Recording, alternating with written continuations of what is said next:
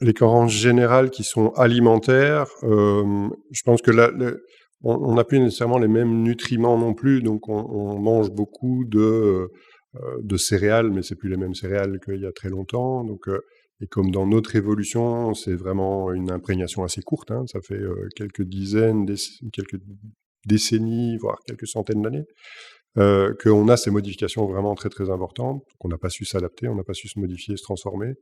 Euh, les carences qu'on voit, alors la question vient de est-ce que c'est alimentaire ou pas, mais les carences qu'on voit tout le temps, c'est magnésium, vitamine D, zinc, les oméga 3, c'est une catastrophe, c'est vraiment une catastrophe, parce que c'est vraiment quasi impossible, en vivant au XXIe siècle en Belgique, d'avoir un apport en oméga 3 suffisant, parce que les gens n'aiment pas trop le poisson gras, parce que c'est des grandes quantités, parce que c'est cher, parce que c'est difficile à trouver parfois, parce qu'on a un peu peur aussi des oméga 3 ou des poissons gras à cause de la pollution, et sans doute à raison. Donc, c'est les carences qu'on voit le plus quand on fait des analyses. J'ai pas vu beaucoup d'analyses qui revenaient avec des oméga 3 qui étaient parfaits. Pour quelqu'un qui est végétarien, par exemple, ou qui consomme peu de poissons gras, ou j'imagine certaines populations à l'époque aussi qui n'avaient peut-être Bien pas sûr, accès oui, bien aux sûr. poissons. Et c'est Comment est-ce qu'ils font pour à l'époque il n'y avait pas de compléments alimentaires. il n'y avait On pas de parle. compléments et on ne pouvait pas voyager autant, et l'aliment ne voyageait pas autant. Donc, les carences en iode, par exemple, c'était des carences montagnardes. Donc, on a eu ça de tout temps. Mais quelle était la question, pardon? Comment est-ce que quelqu'un comme ça peut du coup supplémenter, peut-être même sans passer par des compléments alimentaires, mais comment est-ce que dans l'alimentation on peut retrouver ces oméga 3 hors poisson gras? Alors, je pense que de toute façon, il faut passer par l'alimentation, donc il ne faut pas la négliger, même si il y a des choses qui sont plus difficiles à faire aujourd'hui, pour toute une série de raisons. Je pense que ces conseils alimentaires restent vraiment importants, et même si je botte en touche sur le côté macronutriments, il y a quand même un conseil alimentaire qui est important, c'est d'éviter les aliments surtransformés, la bouffe industrielle, il faut mettre ça à la poubelle. C'est d'avoir une alimentation la plus variée possible, c'est d'avoir des sources alimentaires qui sont bien choisies.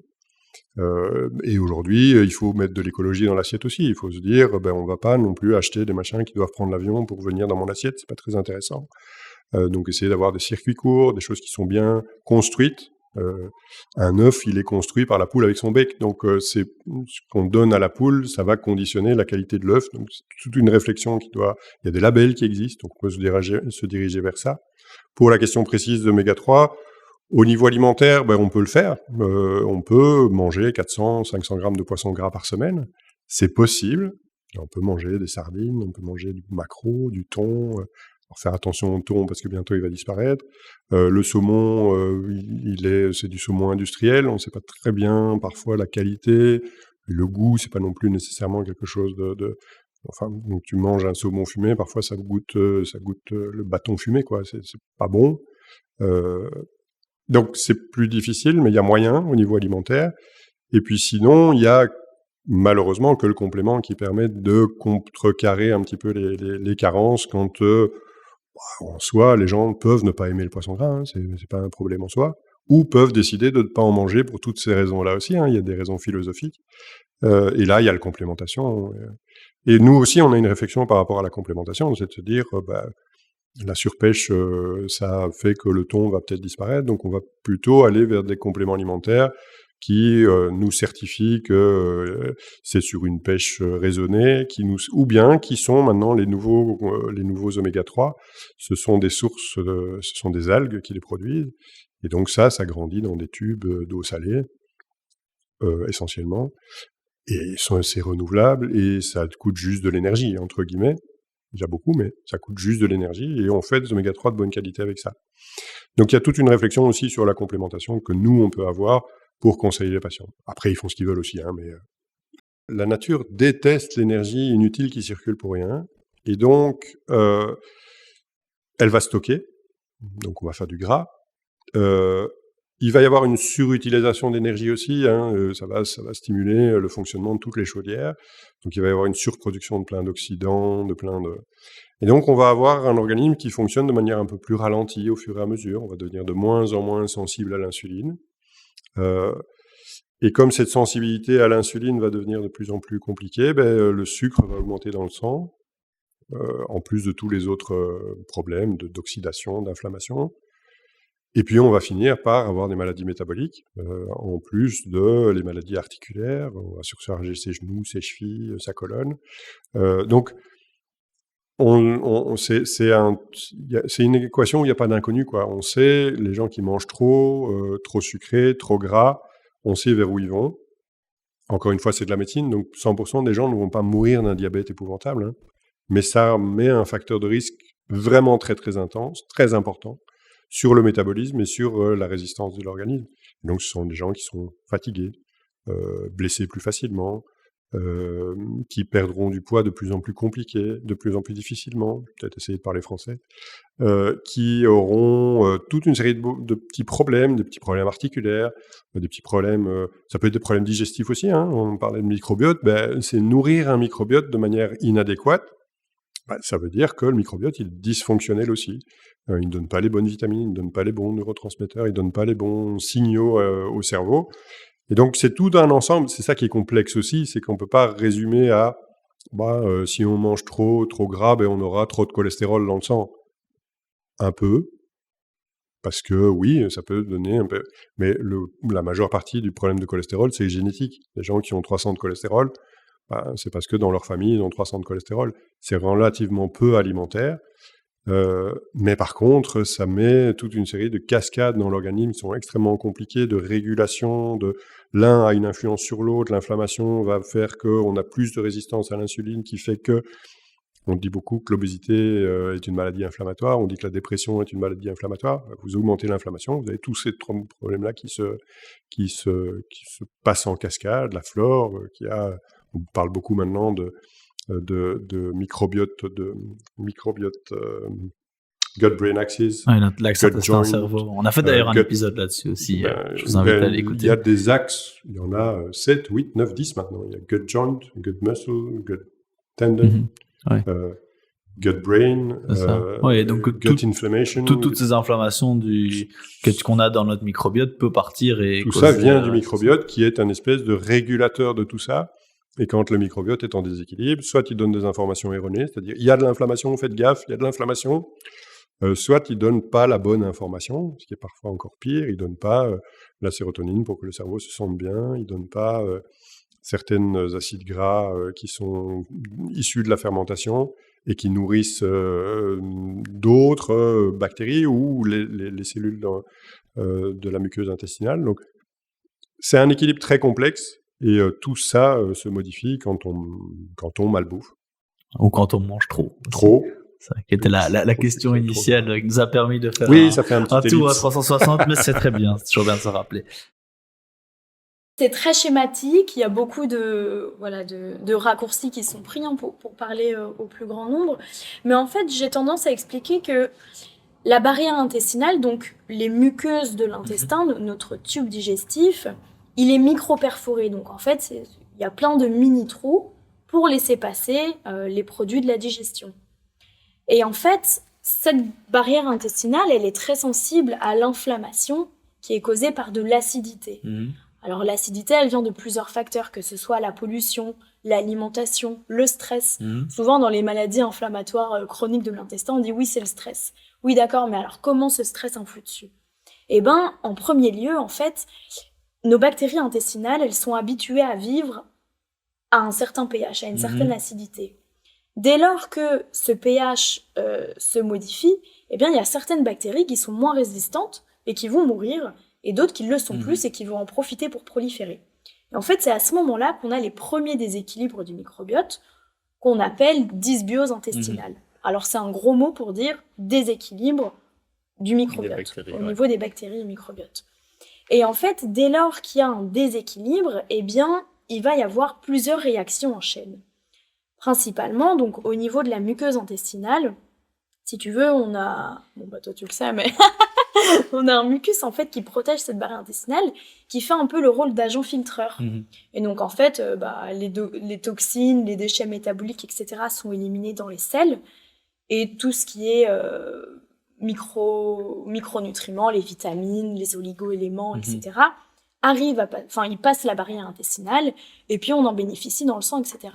Sauf que quand il y a de l'inflammation, et le mucus qui protège cette barrière, il est attaqué par l'acidité et il devient de plus en plus fin. Et donc, il fait moins bien son rôle d'agent filtreur. Et donc, en fait, si tu veux, les muqueuses de notre intestin, c'est des jonctions serrées. Donc, moi, j'ai l'habitude de dire, c'est comme plein de petits bonhommes qui se donnent la main comme ça, tout collé serré tout le temps. Et puis, au plus il y a de l'acidité, au plus il y a de l'inflammation, et ils vont se lâcher les doigts un par un jusqu'à se lâcher la main. Et en fait, il y aura des trous plus grands que ce qu'ils ne devraient être. Et c'est à ce moment-là que certaines macromolécules, donc certains déchets, toxines, etc., arrivent à passer notre barrière intestinale. Sauf qu'ils n'ont rien à faire de l'autre côté. Donc on a une réaction du système immunitaire qui vient attaquer ces molécules qui n'ont rien à faire là. Et ça crée d'autant plus d'inflammation intestinale. C'est ça. Donc en gros, c'est un petit peu comme si on avait un gros canal d'égout où il fallait que toutes les mauvaises choses sortent. Mais lorsqu'on a un déséquilibre, les boulons de cet égout se desserrent, et au lieu de juste laisser passer les nutriments, les choses importantes, il y a aussi les substances toxiques qui sortent de ce égout. Comment est-ce que tu fais le lien, ou comment est-ce que tu expliques le lien à tes clients ou tes clientes de déséquilibre du microbiote et prise de poids, ou équilibre du microbiote et poids stable? Et la première chose que je leur explique, donc, c'est cette fameuse inflammation. Et en fait, je leur explique que dès lors qu'il y a une inflammation, l'absorption des micronutriments ne se fera pas de manière suffisante. L'absorption et la métabolisation ne se fera pas de manière suffisante. Puisque... C'est quoi la métabolisation? La métabolisation, c'est la capacité de notre organisme à convertir certaines molécules en d'autres molécules qui vont l'aider à synthétiser, donc à créer des hormones, des neurotransmetteurs, des choses utiles à l'organisme. Et du coup, pourquoi est-ce qu'on dit que quelqu'un qui a un bon métabolisme perd plus, a généralement, que au mieux ton métabolisme fonctionne, au plus facile c'est de maintenir un poids stable? Parce qu'en fait, au niveau de l'assimilation des micronutriments, donc tout ce qui est vitamines, minéraux, oligo-éléments, ça va mieux se faire. Et en fait, assimiler ces micronutriments-là, c'est fondamental pour synthétiser notamment les hormones essentielles. Très souvent, une prise de poids, elle est directement corrélée à un microbiote déséquilibré. Et quand ça fait un petit temps que le microbiote est déséquilibré, on a des déséquilibres au niveau hormonal. L'autre problème, c'est la surbouffe et le sursucre. Et oui, mais c'est aussi la carence, c'est la sédentarité, la carence d'exercice. Donc, si on pouvait doser l'exercice, c'est relativement facile à faire, doser l'exercice, mais si on pouvait le doser dans une prise de sang, franchement, ce serait encore plus que toutes les carences dont on a parlé sur les oméga 3, sur le zinc. La carence en exercice, c'est une catastrophe. Et là aussi, on a des excès, donc des gens qui en font trop, mais on a surtout une énorme quantité de gens qui n'en font pas assez. Et c'est très très difficile de les amener à l'exercice, parce qu'il y a toute une série de freins. C'est toujours le dernier truc qu'on fait, il y a toujours les enfants, le boulot, les deux boulots parfois, parce qu'il y a des gens qui font deux boulots, et du coup, il y a effectivement peu de temps.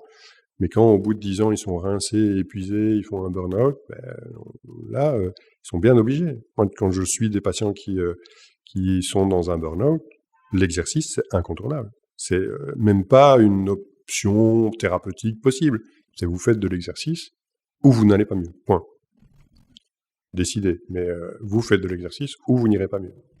Oui, et du coup, on en parle avec Patrick, du coup, de comment commencer, parce que tu ne peux pas commencer non plus à 100% quand on est déjà épuisé, il faut y aller progressivement. Et puis, on ne peut pas commencer à 100% chez des gens qui sont déjà un peu réticents à faire de l'exercice. Le lendemain, ils vont avoir des courbatures. Le surlendemain, ils vont se dire, j'y vais plus.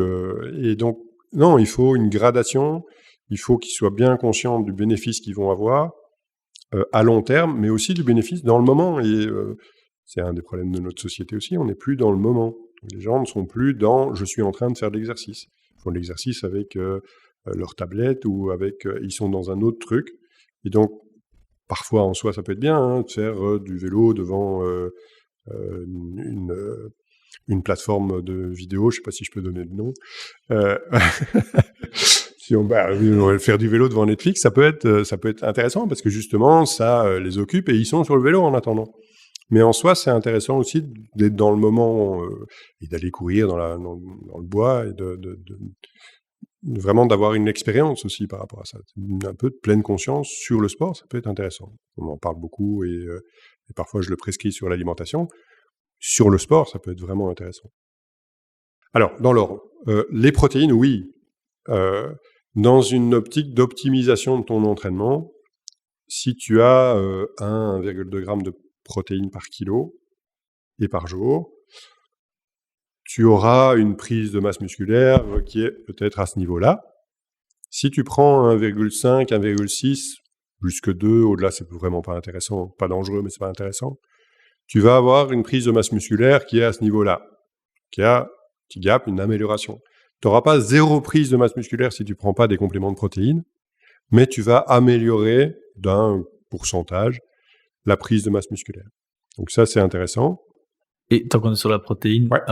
Y a une différence entre les protéines végétales, du coup, et protéines animales, ou est-ce que le résultat va être le même? Il y a une petite différence où il faut être un peu prudent, c'est que si on fait l'alimentation avec des protéines végétales brutes, c'est-à-dire dans ton assiette, il y a des protéines où il y a un acide aminé qui est un peu moins représenté, les légumineuses, et il y a d'autres protéines végétales où un autre acide aminé est un peu moins représenté, les céréales complètes. Moralité, on dit aux gens de manger des céréales complètes avec des légumineuses. Et donc, on corrige le déficit de l'un par la présence dans l'autre et le déficit de l'autre par la présence dans l'un. Donc, c'est pas insurmontable. Après, ce qu'il faut regarder, c'est les aminogrammes. Donc, dans toutes les protéines qui sont disponibles pour la complémentation, donc les protéines en poudre, on peut obtenir l'aminogramme, c'est-à-dire la composition en acides aminés, et bien vérifier que tous les acides aminés sont représentés, parce que pour faire du muscle, oui, il y a besoin surtout de certains acides aminés.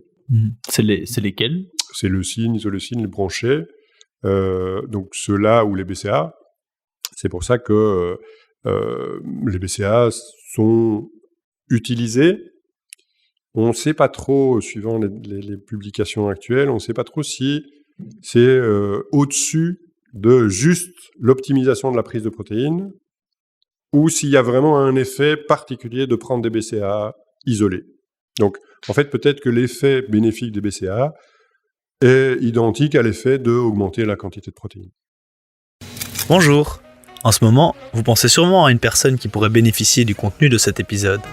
Si c'est le cas, je vous invite à le lui partager. Je vous remercie pour votre soutien et je vous souhaite une bonne écoute. Moi, je prends de la protéine de petits pois. Ouais. Est-ce que j'ai tout ce qu'il faut là-dedans? Est-ce que c'est la même chose qu'une protéine animale en shaker? C'est une protéine végétale, donc il faut vérifier dans quelle classe on est. C'est une légumineuse.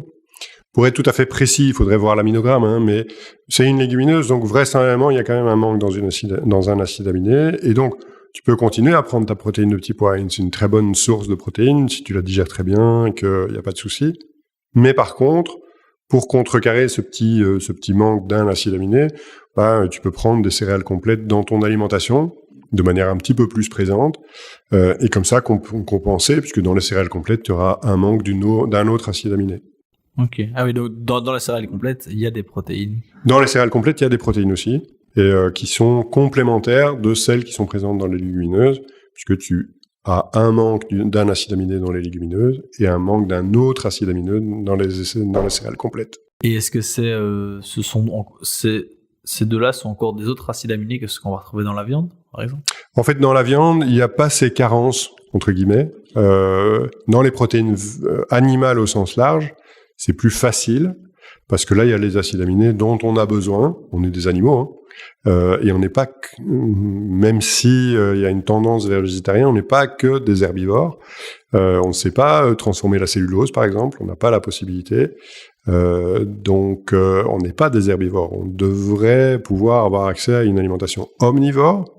Aujourd'hui, toute une série de choses font que on aimerait bien aller vers plus de végétaux, et c'est très bien.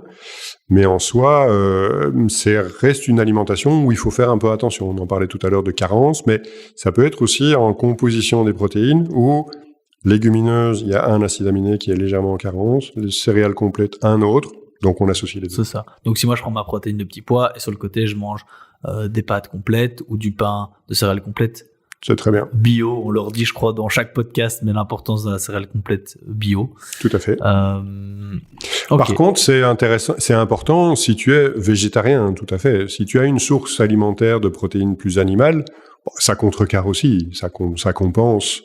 Donc, ça, c'est une question aussi d'équilibre dans ton alimentation. Et dans les céréales complètes, quel est le pourcentage de protéines qu'on retrouve? Donc, pour 100 grammes de céréales complètes, on est à combien? Ça doit être un petit peu moins que la viande. On doit être aux alentours de 10-15 grammes, grand maximum 20, mais ça, un petit peu moins que la viande, mais c'est quand même présent, fort présent. Parce qu'une viande, c'est 20-25, c'est ça? Oui, c'est ça. Et les légumineuses, les haricots blancs, c'est 20. Donc tu as finalement une quantité de protéines dans ces végétaux qui est tout à fait correcte, sans devoir en manger des brouettes tous les jours. Et les BCAA, du coup, ça c'est d'autres acides aminés? Ce sont des acides aminés particuliers, hein. C'est des acides aminés branchés. Et quel est l'intérêt de prendre? Est-ce qu'il y a un intérêt à prendre des BCAA en plus? C'est là où on n'a pas encore, enfin, où on avait une réponse, mais qui est un peu contredite par des études récentes, où dans les études récentes, le fait de donner des BCAA en termes de gains musculaires est au même niveau que le fait de donner des protéines complètes. Donc, pour l'instant, c'est pas encore vraiment tranché, mais vraisemblablement, c'est parce que dans la protéine complète, il y a des BCAA. Et donc, le fait de prendre toute la protéine a un effet intéressant sur la prise de masse musculaire. Peut-être que les BCAA tout seuls, pas tant que ça. Et donc, ça veut dire que dans une logique aujourd'hui où on essaie de prescrire des compléments alimentaires qui ont vraiment une utilité, du sens, parce qu'on est aussi avec une difficulté, c'est que les compléments alimentaires sont quand même pas mal contaminés par des produits dopants. Donc il y a entre 10 et 20%, suivant les continents et les études, il y a entre 10 et 20% des compléments alimentaires qui sont contaminés par des produits dopants, soit de manière volontaire, c'est-à-dire que la firme est c'est une escroquerie, et ils mettent un produit dopant pour que ça colle à l'étiquette, gain de masse musculaire, on met un peu de produit anabolisant, comme ça il y a un gain de masse musculaire, et on dit que c'est grâce, je sais pas moi, à la feuille d'artichaut,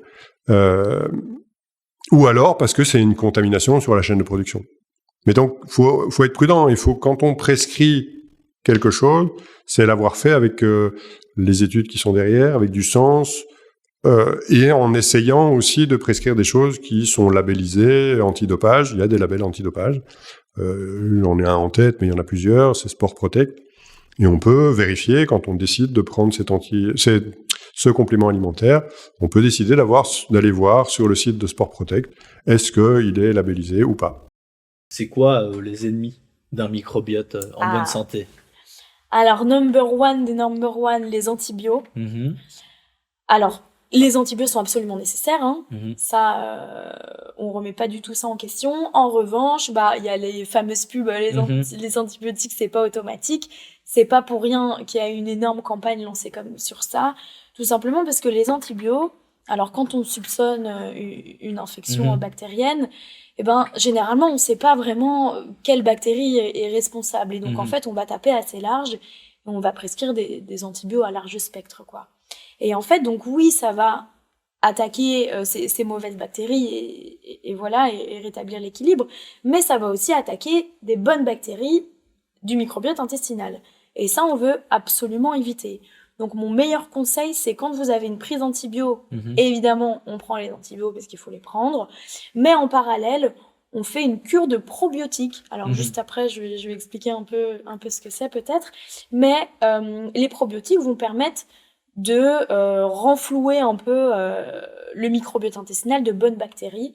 Voilà, on les prend espacées de 3 heures des antibiotiques pendant toute la prise antibiotique jusque 2 semaines après. Et là, on est tranquille pour éviter, tu sais, les diarrhées qu'on a tendance à avoir après les antibiotiques, les ballonnements, les gaz, etc.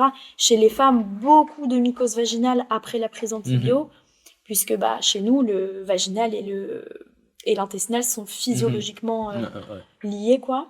Donc, number 1, les antibiotiques. Numéro 2, les aliments ultra transformés. Ça, c'est un poison pour notre microbiote intestinal. Les sucres raffinés, ça décime notre microbiote intestinal, ça permet la prolifération finalement de bonnes bactéries. On parle souvent des candidats albicans quand on a une candidose qui peut être responsable, par exemple chez les femmes de mycose vaginale à répétition. En fait, c'est une prolifération au candida albicans, donc c'est une famille de bactéries qui sont propres à notre équilibre microbiotique, quoi, mais qui se nourrissent de sucre. Et donc, au plus on va avoir une alimentation sucrée, et bien au plus ces candidats vont en profiter pour proliférer. Et donc, c'est ce candidat qui est même un champignon, c'est ça,